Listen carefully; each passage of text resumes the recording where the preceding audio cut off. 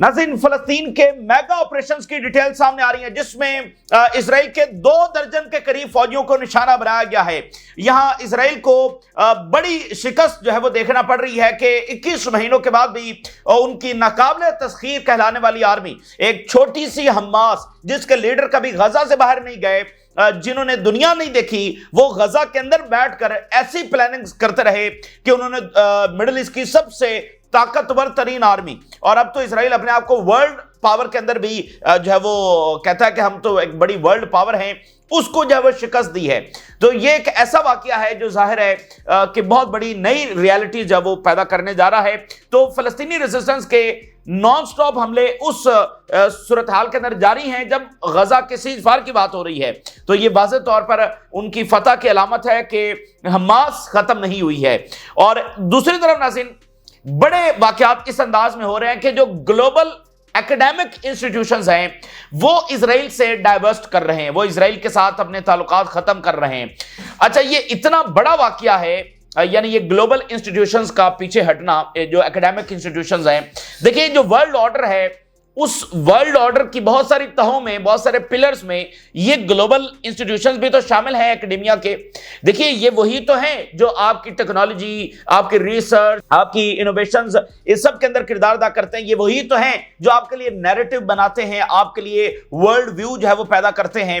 तो इसके बगैर तो कुछ पॉसिबल है ही नहीं। और वैसे भी जो किसी भी नेशन को जो तरक्की मिलती है वो नॉलेज की बुनियाद पर मिलती है। जो कौमें इल्म में जिन्होंने तरक्की की है वही ज़ाहिर है कि दुनिया के ऊपर रूल कर रही हैं। तो ये ग्लोबल एकेडमिक इंस्टीट्यूशंस का इजराइल से बैकआउट करना, ये फलस्तीन की जिद्दोजहद की एक बहुत बड़ी कामयाबी है। उनकी जंग यहां से शुरू हुई थी कि फलस्तीन का नामो निशान मिटाना है, और फलस्तीन ने एक ऐसी जंग लड़ी जो कि उसने कहा ये पूरी इंसानियत की जंग है, और वो जाहिर है वो पूरी इंसानियत की जंग ही साबित हो रही है। तो ये एक बड़ी कामयाबी मिली है। दूसरी तरफ वेनेजुएला के अंदर इजराइल बैक्ड एक बड़ा मंसूबा वहां पर जो है ना इंप्लीमेंट करने की कोशिश की गई, लेकिन वो फेल हुआ है। तो ये जंग जो है वो सिर्फ मिडिल ईस्ट में नहीं है, बल्कि आपको ये हर जगह ये जंग जो है वो नजर आ रही है। तो वेनेजुएला में क्या हुआ है ये भी आपके सामने रखेंगे। और पेंटागन ने, अमेरिका ने जो है ना यूक्रेन के लिए एयर डिफेंस की सप्लाई रोक दी है, और वजह इंटरेस्टिंग है, वजह है स्टॉक पाइल। अमेरिका का एयर डिफेंस का स्टॉक पाइल जो है वो बहुत ज्यादा नीचे चला गया है, और यूक्रेन के लिए जो है वो सप्लाई रोक दी गई है। अब आप अंदाजा करें कि वो स्टॉक पाइल किधर गया। भाई अमेरिका तो बरहरास किसी जंग का हिस्सा नहीं है, तो स्टॉक पाइल किधर गया? तो वो स्टॉक पाइल इजराइल ने उनका जो है वो खत्म किया है। तो अब आप देखें ना कि मिडिल ईस्ट और यूक्रेन, रशिया, ये एक दूसरे से अलग नहीं है। मिडिल ईस्ट में अमेरिका और इजराइल को जो नाकामी उठाना पड़ी है उसका असर अब यूक्रेन जंग में। भाई उनको अगर एयर डिफेंस नहीं मिलेगा तो यूक्रेन तो और ज्यादा तेजी के साथ डिफीट की तरफ जाएगा। तो ये एक बड़े, और इसी दरमियान एक आप कह लें कि नाखुशगवार एक डेवलपमेंट हो रही है। अजरबैजान और रशिया के जो ताल्लुकात हैं वो जो है ना खराब हो रहे हैं, और उसमें यानी ईरान भी शामिल है। ईरान इस अंदाज में कि अजरबैजान से ड्रोन्स ईरान की तरफ आए हैं। ईरान अजरबैजान को कह रहा है कि इन्वेस्टिगेशन करके बताया जाए कि ये आपकी तरफ से ड्रोन्स हमारी तरफ कैसे आए हैं जंग के दरमियान। और इसी दरमियान रशिया और अजरबैजान के मामला जब वो खराब हो गए हैं, काफी ज्यादा खराब हो गए हैं। तो ये भी एक काफी आप कह लें कि इसके पीछे कौन है ये देखने वाली बात है। अच्छा, तो ये डेवलपमेंट्स आपके सामने रखेंगे। नाज़रीन, मिडिल ईस्ट की जो जंग है वो आप कह लें कि इजराइल की ऐसी डिफीट के अंदर तब्दील हो रही है जो पूरे मिडिल ईस्ट का ऑर्डर बदल रही है। ये पूरे मिडिल ईस्ट को, इसकी जो ताकत का तवाज़न है, जो ऑर्डर है कि इजराइल एक नाकाबिले तस्खीर पावर के तौर पर मौजूद है और वो जो चाहेगा करेगा, वो रियलिटी जो है वो बिलाखिर तब्दील हो रही है। और फलस्तीनी जो पिछले 100 साल से जिदोजहद कर रहे हैं, और अगर हम पिछले आखिरी उनके साल देखते हैं तो उसमें तो उनको बिल्कुल तनहा छोड़ दिया गया था। यानी जो अब्राहम अकॉर्ड हुआ है ये तो सबसे बड़ा यू टर्न था, और उसके बाद फलस्तीनियों को मुकम्मल तौर पर तनहा छोड़ दिया गया था, अबंडन कर दिया गया था। लेकिन उसके बावजूद वो लड़ते रहे, और जिन्होंने ये मुआहदे किए और फलस्तीन के दरमियान में शर्त नहीं रखी, उनकी ये जो पॉलिसी है वो कामयाब नहीं हो सकी, और फलस्तीनी आखिरी हद तक लड़ रहे हैं। यानी जब सीजफायर की बात हो रही है और अगले हफ्ते सीजफायर वो कह रहे हैं कि जी हो जाएगा, अगर ये सीजफायर होता है तो देखिए इजराइल दाखिल हुआ था गजा में, ठीक है ना, और उन्होंने ये सारी जेनोसाइड की, और जब सीजफायर हो रहा होगा तो इजरायली फौजी यहां पर निशाना बन रहे हैं। तो ये हमास की फलस्तीन की वाज़े फतह का सबूत है कि वो आखिरी हद तक इजरायली फौजियों को जानी नुकसान पहुंचा रहे हैं। ये उनकी बहुत बड़ी फतह है जिसको लफ्जों में डिस्क्राइब नहीं किया जा सकता है। अच्छा, पिछले वीक एक बड़ा वाकया हुआ जिसमें एक फलस्तीनी फाइटर ने 22 इजरायली फौजियों को निशाना बनाया, जिसमें 7 फौजी जो है वो मौके पर ही मारे गए। तो आज भी इसी तरह का वाकया हुआ है। फलस्तीनी रेजिस्टेंस ने इतने ही बड़े नंबर्स को जो है वो निशाना बनाया है। जरा देखिए, Al Quds brigade targets dozens of Israeli occupied forces soldiers, casualties reported. Dozens of, ये कोई 24-26 के करीब फौजी हो सकते हैं, ये हमास का दावा है। डजन्स ऑफ फौजियों को निशाना बनाया है और वहां पर हलाकतें हुई हैं। अच्छा जी, अल कुद्स ब्रिगेड का जो कमांडर है, फील्ड कमांडर, उन्होंने ये कहा है कि हमने इजरायली सोल्जर्स और मिलिट्री व्हीकल्स को शुजाया के अंदर निशाना बनाया है। पिछला जो वाकया हुआ था वो खान यूनिस में हुआ था, ये शुजाया के अंदर वो कह रहे हैं, जिसके नतीजे में कैजुअलिटीज हुई हैं, इजरायली फौजी मारे गए हैं, जख्मी हुए हैं, और उनके जो आर्मर्ड यूनिट्स हैं, उनकी जो व्हीकल्स हैं, उसको हमने डिस्ट्रॉय कर दिया है। ये अल कुद्स ब्रिगेड के जो फील्ड कमांडर हैं वो ये बात कर रहे हैं। और उन्होंने साथ ही अनाउंस किया कि executed dozens of Israeli occupation soldiers, execute हमने किया है डजन्स ऑफ सोल्जर्स को, and a convoy of armoured vehicles, इसको हमने निशाना बनाया है। और ये आगाज ऐसे हुआ कि सबसे पहले हमने एक्सप्लोसिव डिवाइस है उसको एक्सप्लोड किया इन एन इजरायली व्हीकल में, और फिर फोर्स किया सोल्जर्स और ऑफिसर्स को to retreat in panic into nearby residential homes. This is very important. यानी इजरायली फौज, ठीक है ना, इजरायली फौज जो अपने आप को कहती है कि वो सबसे नाकाबिले तस्खीर है, उसके फौजी कैसे पैनिक के अंदर भागे। उन्होंने पहले एक एक्सप्लोसिव डिवाइस जो लगा रखी थी उसको एक्सप्लोड किया। वो जो कन्वाय आ रहा था उसमें से फौजी और ऑफिसर जो है वो पैनिक के अंदर इधर उधर भागे, इधर उधर की बिल्डिंग्स के अंदर जो है वो जाकर दाखिल हुए, और उन बिल्डिंग्स को फिर जो है वो हिट किया गया। तो बड़ी कैजुअलिटीज वो कह रहे हैं कि हुई हैं। फिर उन घरों को, जिस बिल्डिंग्स के अंदर ये गए, उनको गाइडेड मिसाइल के साथ निशाना बनाया। फिर टीबीजी और एंटी फोर्टिफिकेशन जो प्रोजेक्टाइल्स हैं वो उनके पर फायर किए। यानी जैसे उनको पता था कि पहले हम ये करेंगे तो इसके बाद ये पैनिक के अंदर, मतलब आपने कभी ये सुना है कि हमास के फाइटर जो है वो पैनिक में भागे हों, ठीक है, तो इजरायली फौजी पैनिक के अंदर भागे और फिर वो उन बिल्डिंग्स के अंदर गए, उसको जो है वो उन्होंने गाइडेड मिसाइल्स के साथ निशाना बनाया। और हमने इस तरह से एम्बुश लगाया कि इस तरह से टारगेटेड अटैक किए कि वो उसमें से बच नहीं सके, और वेरी क्लोज कम्बैट हुआ है हमारा, बहुत आमने सामने लड़ाई हुई है, और लाइट और मीडियम वेपन्स जो है वो हमने इसमें इस्तेमाल किए हैं। और the crew of the armoured unit officers and soldiers were either eliminated और वुंडेड ड्यूरिंग द ऑपरेशन। तो आर्मर्ड यूनिट का जो क्रू था, जो ऑफिसर्स थे, जो सोल्जर्स थे, वो या तो मारे गए हैं या फिर वो जख्मी हुए। तमाम के तमाम को हमने टारगेट किया है। और ये अल कुद्स ये बात कर रही है, और इजरायली मीडिया ने भी इसको कंफर्म किया है, लेकिन वो नंबर्स बहुत थोड़े बता रहे हैं, ठीक है ना। उन्होंने कहा है कि एक फौजी जो है वो मारा गया है और 4 अदर जो है वो सीरियसली इंजर्ड है। यानी हमास ये दावा कर रही है, वैसे अल कुद्स ब्रिगेड जो है वो इस्लामिक जिहाद का है, तो फलस्तीनी रेजिस्टेंस ये दावा कर रही है कि उन्होंने डजन्स ऑफ फौजियों को निशाना बनाया है।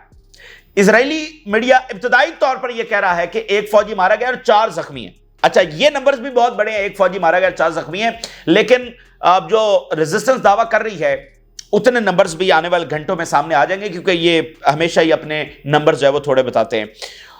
और Israeli outlet describe it a very severe incident, very severe. और इसके अलावा उन्होंने 2 इजरायली ड्रोन जो इंटेलिजेंस मिशन के ऊपर थे खान यूनिस में, उनको भी पकड़ा है। तो इस तरह से ये एक बहुत बड़ी डेवलपमेंट है कि इजरायली फौजी यहां पर निशाना बन रहे हैं। देखे ना कि अगर हमास यहां पर नहीं होती तो इन्होंने ना सीजफायर करना था। तो असल में जो पिछले वीक का नाज़रीन वाकया है, उसने इजराइल को बहुत ज्यादा पुश किया सीजफायर की तरफ। तो ये जो कॉन्टिन्यूअस उनके फौजियों की हलाकतें हो रही हैं, ये मजीद जो है वो पुश करने जा रही हैं। अच्छा, तो इसका एक मतलब ये भी है कि अगर ये जंग नहीं रोकते तो इनके फौजी उसमें उनकी जानें जा रही हैं, वो निशाना बन रहे हैं। तो जंग ना रोकने का मतलब ये होगा कि इजराइल मुकम्मल अपने कोलैप्स की तरफ बढ़ रहा है। तो ये उनकी मजबूरी है सीजफायर करना। अच्छा, दूसरी बात यह है कि नाज़रीन, एक जो जंग है वो एकेडेमिया के महाज के ऊपर लड़ी जा रही है। यानी कई महाज हैं इस जंग के।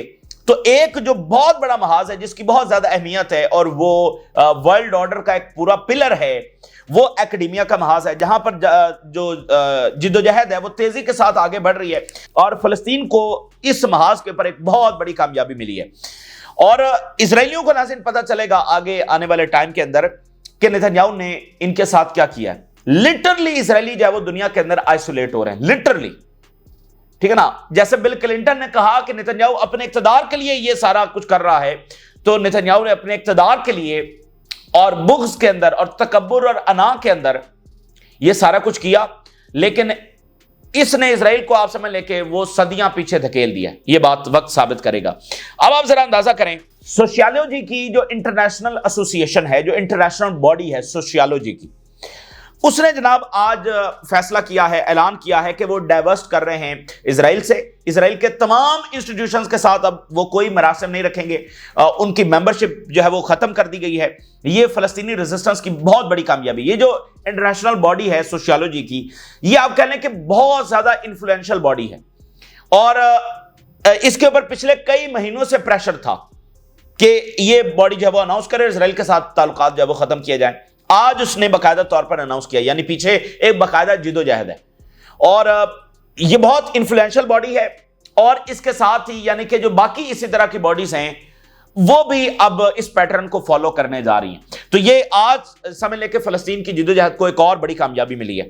International sociological association suspend Israeli membership. आप मुझे बताइए, वो फलस्तीन जिसको अपनों ने अबंडन कर दिया, अपनों ने उसको छोड़ दिया, ये ग्लोबल इंस्टीट्यूशंस जो वेस्ट के हैं वो इजराइल की मेंबरशिप खत्म कर रहे हैं। ये कोई मामूली वाकया है? जब जंग शुरू हुई थी तो कोई सोच सकता था कि ये मामला इस तरफ जाएगा? तो ये उनकी क्लियर डिफीट का सबूत है कि वो दुनिया में किस तरह से आइसोलेट हो रहे हैं। बाकी उनकी गफलत है, उनका तकब्बुर है, वो तो उनकी हिस्ट्री भरी पड़ी है। जब हक उनके सामने था और उन्होंने पूरे तकब्बुर के साथ उस हक को झुटला दिया, ये तो उनकी हिस्ट्री का हिस्सा है। तो अब भी वो अगर रियलिटी को देखने के लिए तैयार नहीं है तो ये उनकी मर्जी है, लेकिन वो किस तरफ जा रहे हैं, वो अपनी तबाही को दावत दे रहे हैं और दे चुके हैं। जनाब, इस एसोसिएशन ने सस्पेंड कर दिया तमाम ताल्लुकात इजरायली इंस्टीट्यूशंस के साथ और खासकर जो इजरायली सोशियोलॉजिकल सोसाइटी है over it's silence on Gaza genocide.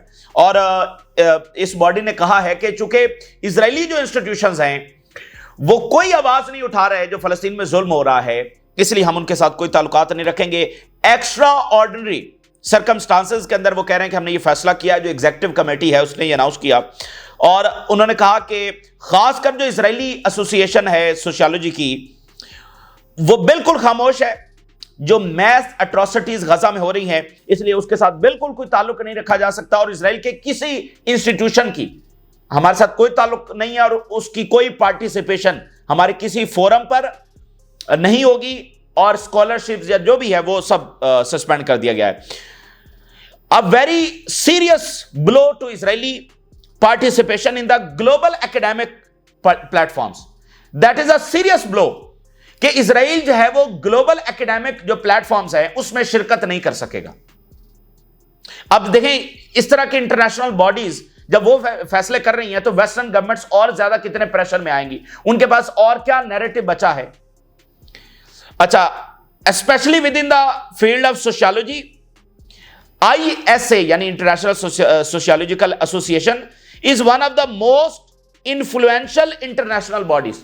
ये दुनिया की जो मोस्ट इन्फ्लुएंशियल बॉडीज है एकेडमिया की, उसमें से एक है। तो बाकियों के ऊपर भी प्रेशर आएगा, तो बाकी बॉडीज को भी ये फैसला करना पड़ेगा। This is huge. और उन्होंने कहा कि हमारे कोई ऑफिशियल अब रिलेशंस नहीं होंगे इजरायली गवर्नमेंट से एफिलिएटेड बॉडीज के साथ, और हम ये रिग्रेट कर रहे हैं, पछतावा कर रहे हैं और इस पर अफसोस का इजहार कर रहे हैं कि जो इजरायली इंस्टीट्यूशंस हैं वो क्लियर मॉरल स्टांस लेने से कासिर हैं। क्लियर मॉरल स्टांस लेने से इजरायली इंस्टीट्यूशंस कासिर हैं और ये बड़े पछतावे की बात है। ये उन्होंने अपने एलामिया में लिखा है। और फिर 5th world forum of sociology जो है वो मोरक्को के अंदर होने जा रहा है 6 से 11 जुलाई। 6 से 11 जुलाई को इसका सबसे बड़ा ग्लोबल जो इवेंट है, 5th ग्लोबल इवेंट, वो मोरक्को के अंदर होने जा रहा है, जिसमें वर्ल्ड वाइड 4500 स्कॉलर जो हैं वो हिस्सा लेने जा रहे हैं। नियरली 100 कंट्रीज, मुझे बताइए इससे बड़ी शिकस्त और सवाल क्या होगा भाई। ये 4,500 स्कॉलर्स 100 मुल्कों से हिस्सा ले रहे हैं और इसमें इजराइल की पार्टिसिपेशन नहीं होगी, यह कोई मामूली वाकया है? ठीक है ना। तो ये इजराइल की शिकस्त कई डायमेंशंस में आ रही है। इजराइल एक ग्लोबल फिनोमेना था, तो वो तमाम जो उसका ग्लोबल इन्फ्लुएंस था वो रिवर्स हो रहा है। और mounting calls from international and Moroccan academics to bar Israeli participation at the forum. International और जो मोरक्को के एकेडमिक इंस्टीट्यूशंस हैं, उन्होंने वो पिछले कई महीनों से ये प्रेशर डाल रहे थे कि इजराइल की जो मेंबरशिप है उसको सस्पेंड किया जाए। और 232 स्कॉलर्स ने बाकायदा एक पिटीशन साइन की। अब देखें ना, ये वो खबरें हैं जो ओवरऑल हमारे रिवायती मीडिया की ज़रूरत नहीं बनती, लेकिन ये एक बड़ी लड़ाई है, कॉन्टिन्यूअस लड़ाई है जो जारी है। 232 स्कॉलर्स ने पिटीशन साइन की कि इजराइल के साथ मुकम्मल एकेडमिक बायकॉट जब वो किया जाए, और उन्होंने कहा कि अगर इजरायली इंस्टीट्यूशंस आएंगे तो हम फिर इसमें पार्टिसिपेट नहीं करेंगे। ये 232 स्कॉलर्स ने वर्ल्ड वाइड ये पिटीशन जो है वो साइन की। ठीक है, तो Israeli universities remain largely silent, ये बिल्कुल खामोश हैं, in some cases supportive of the government policies, और इसलिए इनको दुनिया में एक न्यूट्रल एकेडमिक एक्टर के तौर पर नहीं देखा जा रहा, क्योंकि ये जो यूनिवर्सिटीज हैं ये कंडेम नहीं कर रही बल्कि कहीं सपोर्ट कर रही हैं, तो इनको न्यूट्रल एकेडमिक बॉडीज के ऊपर नहीं देखा जा रहा, और integral part of the system of repression, तो जो कुछ हो रहा है ये उसकी हिस्सेदार है। The ISA decision adds significant weight, यानी इस बॉडी का जो डिसीजन है एड सिग्निफिकेंट वेट के, इससे और ज्यादा जो है ना एक बढ़ेगा, तहरीक बढ़ेगी to global demands for academic accountability in the face of state sponsored violence. जो ग्लोबल डिमांड है उसमें ये यानी कि बहुत कारआमद साबित होने जा रहा है कि भाई एक इतनी बड़ी इंटरनेशनल बॉडी ने फैसला कर लिया तो बाकी बॉडीज के ऊपर भी प्रेशर आएगा। देखें, जब इस तरह के इंटरनेशनल जो इंस्टीट्यूशंस हैं अगर वो फैसले कर रहे हैं तो वो साथ एक चीज ये भी स्टैब्लिश कर रहे हैं कि इजराइल वहां पर जेनोसाइड कर रहा है। इजराइल के पास कोई जस्टिफिकेशन नहीं है जो वो कुछ वहां पर कर रहा है। अगर वो सही वहां पर कर रहा है, अकॉर्डिंग टू द लॉ कर रहा है, जेनोसाइड नहीं कर रहा, तो फिर ये इदारे उसके खिलाफ क्यों हो रहे हैं? तो ये हर इस तरह का फैसला उनकी जेनोसाइड को भी मजीद जो है वो उसके खिलाफ सबूत है। अच्छा जी, तो ये एक गैर मामूली डेवलपमेंट है, एक पूरा महाज है जिस पर जो फलस्तीनी जिद्दोजहद करने वाले हैं फलस्तीन के लिए, उनको बड़ी कामयाबी मिली है। तो इस तरह इजराइल जो है वो शिकस्त खा रहा है हर महाज के ऊपर। ऑन ग्राउंड गजा में उसकी हालत और सूरत हाल क्या है वो आपके सामने है, और आलमी महाज के ऊपर, डिप्लोमेसी के महाज के ऊपर मतलब कोई भी उसके साथ अटैच नहीं होना चाह रहा है। और बड़ी अजीबो गरीब बात है कि मिडिल ईस्ट के कुछ ममालिक में इनके एम्बेसडर्स बैठे हुए हैं, और लातीनी अमेरिका और पता नहीं किस किस ममालिक ने इनके एम्बेसडर्स को निकाल दिया है। तो बहरहाल अब उसमें क्या कहा जा सकता है, यानी अगर कोई रियलिटी को देखने के लिए तैयार नहीं है तो वो ना देखें, लेकिन दुनिया में यह तब्दीली आ रही है। जो कोई इजराइल के साथ खड़ा हो रहा है वो कह रहा है कि इसका मोरालिटी से कोई लेना देना नहीं है। अच्छा, वेनेजुएला में क्या हो रहा है? ना सिर्फ वेनेजुएला भरपूर सपोर्टर है, और वेनेजुएला जो है वो साम्राज्य के निशाने के ऊपर भी है, जैसे ईरान है साम्राज्य के निशाने के ऊपर है, तो वेनेजुएला भी एक फ्रंट लाइन स्टेट है। अच्छा, वेनेजुएला में एक खौफनाक आप कह लें कि उन्होंने मंसूबा बनाया लेकिन वो फेल हुए हैं। वेनेजुएला ये बता रहा है कि उन्होंने ऐसे हथियार पकड़े हैं जो इजरायली मेड हैं, और इजरायली मेड राइफल्स उन्होंने पकड़ी हैं जो कि यूज होनी थी टेररिस्ट अटैक्स के अंदर, ये वेनेजुएला बता रहा है। और पिछले दिनों जब जंग जारी थी ईरान की, तो उस वक्त वेनेजुएला ने एक और स्टेटमेंट जारी की। उन्होंने कहा कि जो इनकी इबादत गाहें हैं उन पर हमला करने की प्लानिंग हो रही थी और इल्जाम ईरान के ऊपर लगना था। तो इससे आपको अंदाजा होना चाहिए कि जंग सिर्फ यहां पर नहीं जा रही है, वो हर मुल्क के अंदर हर सतह के ऊपर जा रही है, कई यूनिवर्सिटीज में, कई सड़कों पर, कई इंटरनेशनल बॉडीज के अंदर। अब ये जो बॉडीज हैं इन पर भी अंदर से प्रेशर आ रहा है ना, अंदर से उनके जो मेंबर्स हैं वो खड़े हो रहे हैं। नॉर्वे का सबसे बड़ा जो फंड है उसने डाइवर्स्ट कर लिया, तो ये जंग जारी। अच्छा, अब ज़ेलेंस्की कह रहा है कि ईरान के ऊपर मजीद सैंक्शंस लगनी चाहिए। भाई तुम्हें क्या मसला है ईरान से, ठीक है ना? और बड़ा गरक हो रहा है यूक्रेन का, और तेजी के साथ रशिया आगे बढ़ रहा है। और जो खबर आई है कि पेंटागन ने एयर डिफेंस रोक लिया है, एयर डिफेंस की सप्लाई रोक ली है। यानी अब देखिए ना, ज़ेलेंस्की एक वॉर मॉन्गरर है, जंगें। तुम्हें ईरान, बल्कि ईरान ने हमेशा जंगबंदी की बात की है, और ये मतलब ईरान ने कभी नहीं कहा कि यूक्रेन के खिलाफ कोई इकदाम होना चाहिए, और ये कह रहा है कि ईरान पर सैंक्शन लगनी चाहिए। तो इस शख्स ने यूक्रेन का भी आप देखिए इतना खूबसूरत मुल्क, और उसको बिला वजह जंग में ये इसने धकेल दिया, और अब भी ये अपनी उसी हरकतों के ऊपर है। तो अब आप जरा देखें, US war buildup forces pause in Ukraine arm shipment, Pentagon has paused shipment of key air defence and precision munitions to Ukraine due to low US stockpile. Precision weapons और खासकर साथ फिर जो एयर डिफेंस है उसकी supply रोक ली है। वजह क्या है? स्टॉक पाइल कम हो गया। मुझे बताएं इसको आप कैसे बयान करेंगे? अमेरिका का स्टॉक पाइल कम हो गया, तो अमेरिका का स्टॉक पाइल गया किधर? एयर डिफेंस का। रिपोर्ट के मुताबिक 20% जो थर्ड का जो स्टॉक पाइल है वो सिर्फ इन 11 दिनों के अंदर जो ईरानी हमले हुए हैं उसमें वो 20% जो है वो यहां पर खर्च हुआ है। अमेरिका का ग्लोबल स्टॉक पाइल 20% यहां पर खर्च हुआ है। और अब आप देखें ना कि उसका असर उधर यूक्रेन पर पड़ रहा है। यूक्रेन को वो एयर डिफेंस नहीं दे पा रहे हैं, और अभी यूक्रेन के आगे से स्टेटमेंट आई है कि वो क्लैरिफिकेशन मांग रहा है अमेरिका से कि आपने हमारा एयर डिफेंस क्यों रोक लिया। यूक्रेन अमेरिका से क्लैरिफिकेशन मांग रहा है।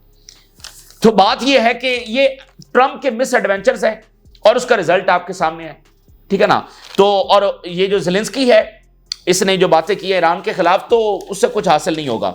और जो भी वॉर मॉन्गरर्स हैं वो इस वक्त शिकस्त खा रहे हैं, चाहे वो नेतन्याहू हो, चाहे वो ज़ेलेंस्की हो, चाहे वो कोई और हो। अच्छा, इधर जनाब सूरत हाल यह है कि एक ताज़ा रिपोर्ट सामने आ गई है, और वो ये है कि थाउजेंड्स ऑफ इजरायली सेटलर जो है वो डिस्प्लेस हुए हैं। रोजाना नई रिपोर्ट सामने आ रही है। यानी जो इजराइल की शिकस्त है वो तो अभी खुलकर हमारे सामने नहीं आई ना, सारी रिपोर्ट्स तो हमारे सामने नहीं आई। ईरान का हमें पता है कहां पर हमला हुआ, कितना नुकसान हुआ, क्या हुआ, कैसे हुआ, क्योंकि ईरान की तरफ से कोई सेंसरशिप नहीं है। लेकिन इजराइल में क्या हुआ, वो जो 70 साल में नहीं हुआ, वो दुनिया जानना चाह रही है कि वहां पर ईरान ने क्या तबाही मचाई। अब आज एक इजरायली मीडिया ने नई रिपोर्ट जारी कर दी है, और वो कह रहे हैं कि थाउजेंड्स ऑफ सेटलर्स होमलेस, हजारों इजरायली बेघर हो गए as Israeli failure in war, Iran war exposed. Israel का जो फेलियर है, जो शिकस्त है, वो रोज बरोज जब एक्सपोज हो रही है। आज इनकी ये पार्लियामेंट ने एक नई रिपोर्ट जब जारी की है, Knesset report reveals massive internal failure due to the war with Iran, massive internal failure, और Israel lack of emergency coordination. असल में इजराइल जो है ना वो इस तबाही के लिए तैयार ही नहीं था। वो इसके लिए तैयार ही नहीं था कि ईरान आगे से इतना बड़ा कोई जवाबी हमला कर सकता है। उसके मुताबिक जो उसका प्लान था असैसिनेशंस और ये सारा कि ईरान कोलैप्स हो जाएगा, तो वो तैयार नहीं थे कि इधर आगे से अटैक होगा। इजरायली मीडिया रिवील के डिवास्टेटिंग इंपैक्ट्स जो है वो देखे जा रहे हैं इंटरनल फ्रंट के ऊपर, और वाइड स्प्रेड डैमेज जो है वो ऑब्जर्व किया जा रहा है, which reveal government failure in crisis management, और थाउजेंड्स ऑफ इवैक्यूएटेड सेटलर जो है वो 100 होटल्स के अंदर जो है वो अकोमोडेट किए गए हैं, जबकि बहुत बड़ी तादाद के अंदर ऐसे हैं were left to find shelter on their own. हजारों को इन्होंने 100 होटल्स के अंदर अकोमोडेट किया। और कौन से होटल्स? जो इसके लिए टूरिज्म के लिए इस्तेमाल होते हैं, यानी वो उन होटल्स के अंदर इनको अकोमोडेट किया है, 100 होटल्स के अंदर। आप जरा अंदाजा करें। और थाउजेंड्स ऐसे हैं जिनको बस छोड़ दिया गया कि आप अपना बंदोबस्त खुद करें। ये इजराइल के अंदर की सूरत हाल है, जिसमें एक भी सेटलर जब बाहर से आता है, इजराइल को नॉर्मल कंट्री तो नहीं है, यहां पर तो एक एक बंदा जमा हुआ है इन 70 सालों में, तो एक भी सेटलर जब बाहर से आता है तो उसको बकायदा बताया जाता है कि वहां पर जाकर फलस्तीनी का घर छीन लो, उसको पूरी मराद दी जाती हैं, एजुकेशन, हेल्थ, आगे पीछे। यूरोप में और अमेरिका में जो इनको मराद मिलती है वो तो अमेरिकन को नहीं मिलती। आज वही इजरायली डिस्प्लेस हैं और उनको कहा जा रहा है अपना बंदोबस्त खुद करो। भाई इससे आगे कॉलोनी का इख्तिताम क्या होगा? ठीक है ना, बस यही होता है। अच्छा, तो आखिरी बात यह है कि अजरबैजान और रशिया के मामलात खराब हो रहे हैं, और उसमें ईरान, यानी कि अब ये लिंक किस तरह से है? अजरबैजान से हमला हुआ ईरान की तरफ, ईरान ने कहा कि इन्वेस्टिगेशन होनी चाहिए। अब वो मामला दरमियान में, ईरान कह रहा है कि हम बहुत सीरियस है, आप हमें बताएंगे यहां से ड्रोन्स कैसे आए, क्योंकि देखे ना कि कल को जंग होगी तो दोबारा से ड्रोन्स वहां से आ सकते हैं, क्योंकि अजरबैजान में इजरायली प्रेजेंस है। तो वो कह रहे हैं कि क्या ये आपकी मर्जी से हुआ है, आप हमें जरा बताएं। इसी दरमियान क्या हुआ कि जो अजरबैजान की गवर्नमेंट, जो मुख्तलिफ साइट्स हैं, मुख्तलिफ बॉडीज हैं गवर्नमेंट की, उसके ऊपर मेजर हैकिंग अटैक हुआ है। ठीक है ना, मेजर हैकिंग अटैक हुआ और अजरबैजान की गवर्नमेंट ने कहा कि यह रशिया से हुआ है। ठीक है, ये अजरबैजान जो है वो सोवियत यूनियन का हिस्सा था, तो सोवियत यूनियन जब टूटा है तो अजरबैजान भी उसमें से एक मुल्क है। तो उन्होंने कहा ये रशिया से हुआ है।